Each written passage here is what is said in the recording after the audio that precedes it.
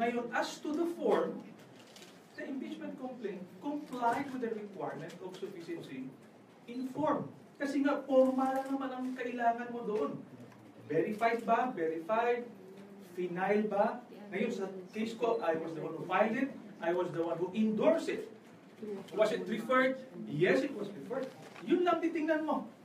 Kung nag-a-apply ka para may pero kang form, pinapan mo lang yun. Pasok ba? Pasok. Yun ang form. Now, doon pa lang sa form, di-discuss na yung merito. Yung merito ng kaso, di-discuss na kaagad. Na sinasabing, alam mo ba ito? May ano ako magpaliwanag, hindi. Yes or no? Not given the chance to explain. Yes. Hindi ako abogado. Hindi ako abogado na magaling magpaikot-ikot sa batas. Ako ay dating sundalo. Ang alam ko lamang ay paano i-defend ang bansang ito. Parang emotional kayo. Frustration.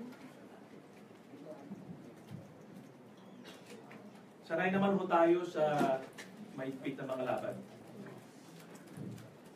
The very reason why we are here in Congress, because we want to avail of the legal system, we want to avail of the processes of the government.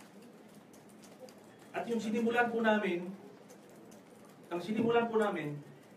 ay ang pagtayo laban sa isang tiwaling gobyerno. Kung pumasok man kami sa politika, yun ang baon namin. Hindi dahil gusto namin magpayaman at mag-enjoy sa pwesto. In fact, I would like to challenge all public officials na pirmahan nila yung bank waiver. Kasama ako. Yun ang pinangako ng Presidente.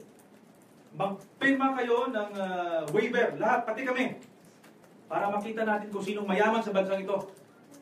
Kung sino bang oligarkiya na sinasabi ng Pangulo, na sa katotohanan, kasama sa oligarkiya. Bilyon-bilyon ang laman ng kanyang mga accounts. Kami ho, hindi po kami nagpapayaman sa pwesto. Kasama rin kami sa paghahangad ng pagbabago sa bansang ito. Ngayon, nagsisinungaling ba kami? Then we will prove. Tingnan ho natin.